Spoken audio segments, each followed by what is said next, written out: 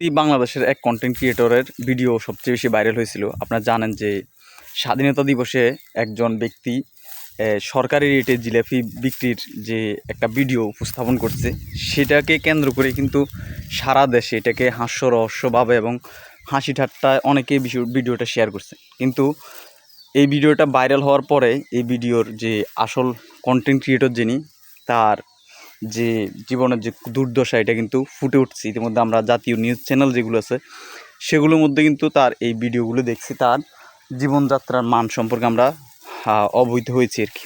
তো সে হচ্ছে অজপাড়া গ্রামের এক সন্তান, চর অঞ্চলের। সে একজন রাজমিস্ত্রির জোগালি, সে ঢাকাতে থাকে এবং যখনই সময় পায় সে বাড়িতে গিয়ে নিজের কষ্ট লুকানোর জন্য সে এই ভিডিওগুলো তৈরি করে।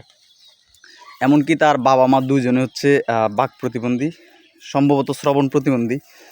তার মা হচ্ছে রাস্তায় মাটির কাজ করে এবং সে গ্রামের মানুষের দুঃখ দুর্দশাগুলো তুলে ধরে। যদিও তার পোশাক পরিচ্ছদ, সে ফর্মাল ড্রেসের সাথে বিভিন্ন জামা পরে, তো স্যাক শার্ট পরে বা বিভিন্ন কিছু আর কি। এই তার পোশাক পরিচ্ছদের জন্য এবং কথাবার্তার জন্য সে তার এই ভিডিওগুলো কিন্তু হাস্যরহস্যের সৃষ্টি করে। তো মূলত সে তার চর অঞ্চলে মানুষের যে দুঃখ দুর্দশা সেগুলোই কিন্তু তুলে ধরে। আমার দৃষ্টিতে সে হচ্ছে একজন প্রকৃত দেশপ্রেমিক। যদিও সে আমাদের মতো যারা এলিট শ্রেণীর মানুষ আছে তাদের মতো হয়তো গুছিয়ে কথা বলতে পারে না, হ্যাঁ, সে সুন্দর পোশাক পরিচ্ছদ পরতে পারে না। আমার কাছে মনে হয়েছে যে সে প্রকৃত দেশপ্রেমিক, কারণ সে তার গ্রামের মানুষের দুঃখ দুর্দশার কথাগুলো যারা সরকারি বিভিন্ন দায়িত্বপ্রাপ্ত মানুষ আছে তাদের দৃষ্টি আকর্ষণ করার জন্য এই কাজগুলি কিন্তু করে। সে বারবার বলে যে আপনি তার ভিডিওগুলো যদি দেখেন, সে বারবার বলে যে নতুন সরকার যারা আছে, এমপি মন্ত্রী যারা আছে, তাদের দৃষ্টি আকর্ষণ করার জন্য।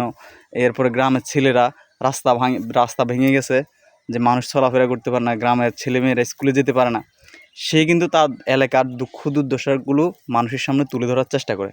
সে একজন সচেতন নাগরিক, সে প্রকৃত দেশপ্রেমিক। আমি মনে করি এরকম তাজুল ইসলামরা যদি সারা এই দেশের মধ্যে থাকে, আমার কাছে মনে হয় যে যারা 500 টাকার বিনিময়ে মানুষের কাছে বিক্রি হয়ে যায়, ওই সাংবাদিকগুলোর চাইতেও এই তাজুল ইসলাম সে অনেক বেশি উত্তম।